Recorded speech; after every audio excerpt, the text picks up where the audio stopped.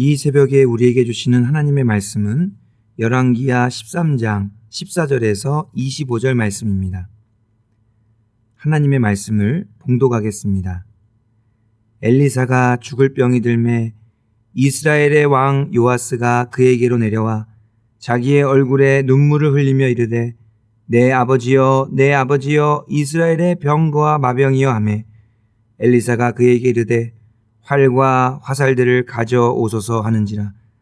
활과 화살들을 그에게 가져오매 또 이스라엘 왕에게 이르되 왕의 손으로 활을 잡으소서 하매 그가 손으로 잡으니 엘리사가 자기 손을 왕의 손 위에 얹고 이르되 동쪽 창을 여소서 하며 곧 열매 엘리사가 이르되 쏘소서 하는지라.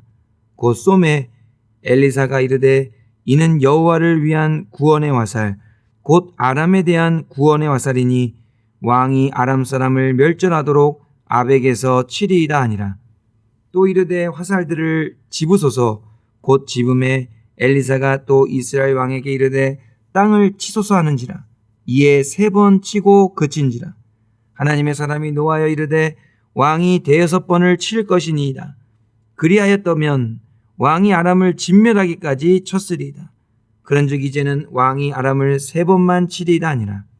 엘리사가 죽으니 그를 장사하였고 해가 바뀜에 모압 도적대들이 그 땅에 온지라.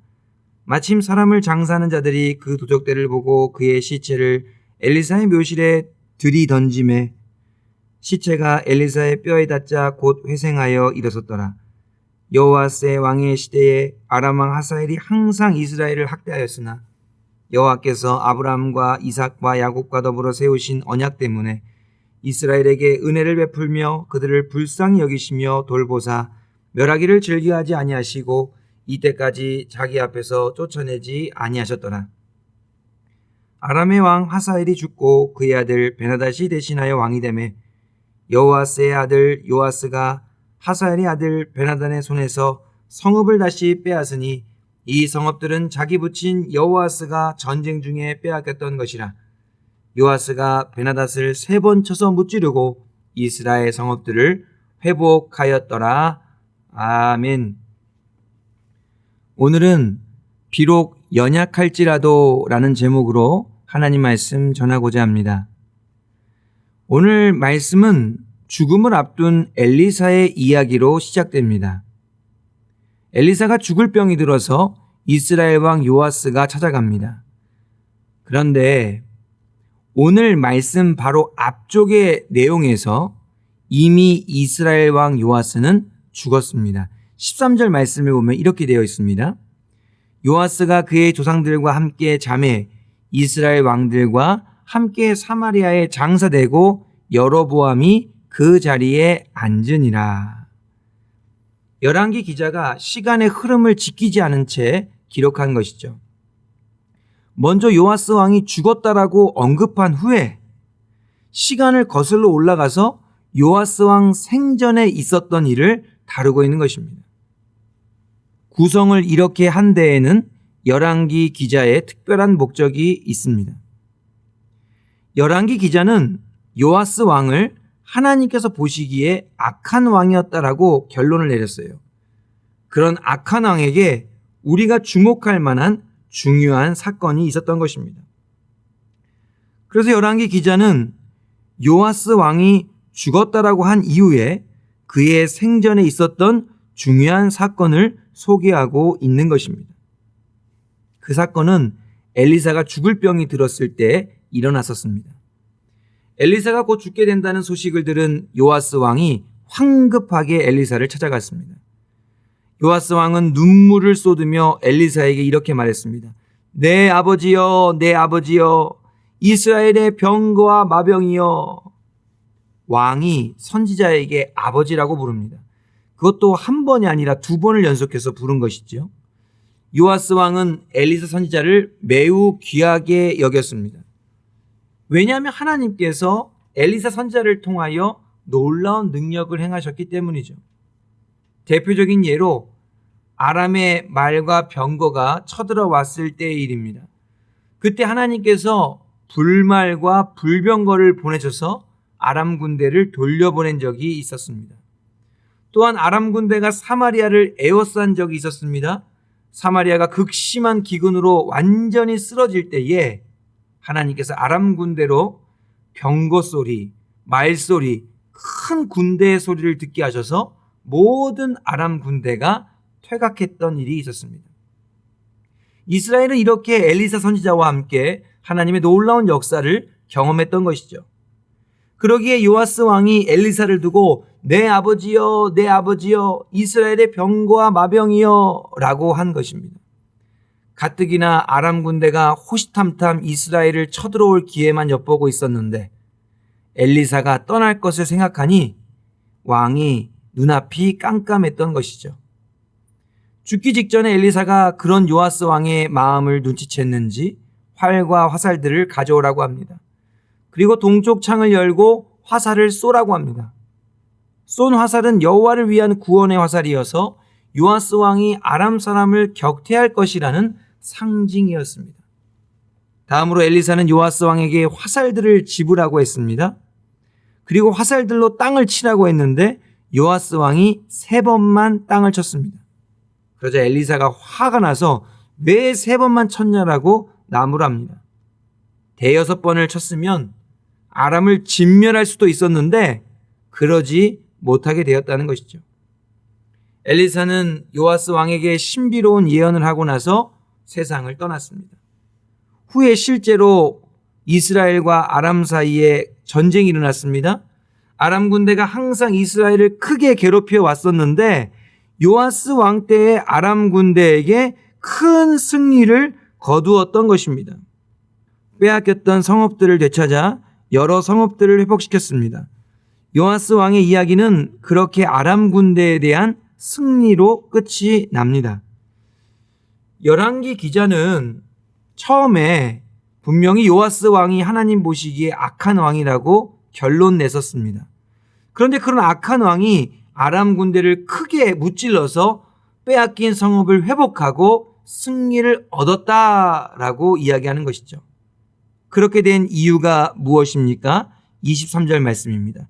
여호와께서 아브라함과 이삭과 야곱과 더불어 세우신 언약 때문에, 그 언약 때문에 이스라엘에게 은혜를 베풀며 그들을 불쌍히 여기시며 돌보사 멸하기를 즐겨하지 아니하시고 이때까지 자기 앞에서 쫓아내지 아니하셨더라.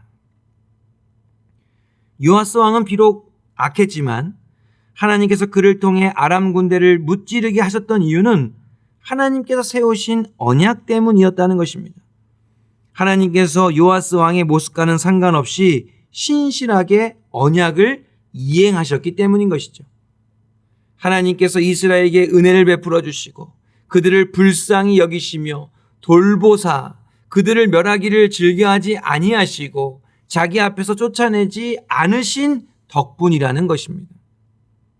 그래서 요아스 왕이 아람 군대에게 승리를 거두고 이스라엘을 항상 학대하던 아람 군대가 쫓겨나게 되었다는 것입니다. 이 말씀이 우리에게 얼마나 위로가 되고 힘이 되는지 모르겠습니다. 우리가 신실하지 않을 때에, 우리가 연약해서 쓰러지고 넘어졌다 하더라도, 우리가 아직 죄인 되었을 때에 신실하신 하나님께서는 우리를 위해 언약을 이루어 주신다는 것입니다. 우리가 비록 연약할지라도 하나님께서는 상한 갈대를 꺾지 않으시고 꺼져가는 등불을 끄지 않으시며 은혜를 베풀어 주시고 불쌍히 여기시며 돌보아 주신다는 것입니다. 하나님께서 이렇게 좋은 분이시라는 것입니다. 그러기에 우리는 어떤 상황과 형편에 있든지 항상 신실하신 하나님의 은혜만을 의지하는 것이죠. 우리의 힘과 능력으로 승리하는 것이 아니라 하나님의 선하신 덕분에 승리하는 것입니다. 하나님의 긍휼과 돌보아 주심으로 우리 모두가 살아갈 수 있는 것이죠.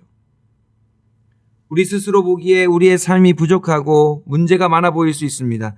그러나 그것은 걱정할 것이 못됩니다. 비록 연약할지라도 신실하신 하나님의 언약을 붙잡고 오직 하나님의 은혜만을 간구할 때에 하나님께서 우리를 형통하게 하시고 승리하게 할 것이기 때문입니다. 치밀하게 세운 계획이 무너지고 더 이상 회복이 요원해 보인다 할지라도 하나님의 긍휼하심과 자비하심으로 우리가 얼마든지 살아날 수 있기 때문인 것이죠. 그것이 바로 하나님의 진리입니다. 이러한 진리는 다른 사람을 향하여서도 똑같이 적용됩니다. 다른 사람의 연약함만 바라보면 아무런 소망이 없어 보입니다. 그러나 그 사람을 사랑하시고 그를 위해 뜻을 세우신 하나님을 바라보면 소망이 생기게 되는 것이죠. 우리의 배우자, 자녀들, 이웃들, 인간적인 눈으로 바라보면 문제투성이고 이래가지고 뭐가 되겠나라는 생각이 들 수도 있지만 그들이 비록 연약할지라도 그들을 향한 하나님의 긍휼하심과 자비하심을 바라본다면 절대로 절망하거나 낙심할 수가 없는 것이죠. 오히려 참된 소망이 생기고 하나님께서 이루실 것을 기대하며 감사하고 기뻐하며 살아갈 수 있는 것이죠. 오늘 말씀을 기억하시면서 하나님을 더욱 깊이 경험하게 되시기를 바랍니다. 우리의 연약함과 부족함을 통해 하나님의 신실한 언약과 완전한 은혜를 더욱 깊이 알아가게 되는 저와 여러분들이 되기를 간절히 소망합니다. 기도하겠습니다. 은혜로우신 하나님 아버지 감사를 드립니다. 비록 우리가 연약할지라도 우리를 위해 신실하게 언약을 이루어 주심에 진심으로 감사를 드립니다. 또한 삶의 순간순간마다 감당할 수 있는 은혜를 베풀어 주셔서 모든 일을 주님의 뜻대로 인도하여 주시니 감사드립니다. 인간의 연약함과 부족함만을 바라봄으로 절망하거나 낙심하지 않게 하여 주시옵소서. 믿음에 믿음을 더하여 주셔서 하나님만 바라보게 하시고 완전하신 하나님을 의지함으로 언제나 형통하는 삶을 살게 하여 주시옵소서. 그리하여 우리의 연약함과 부족함을 통해 하나님의 신실하시고 완전하신 은혜만을 더욱 깊이 알아가게 하여 주시옵소서. 예수님의 이름으로 기도하옵나이다. 아멘.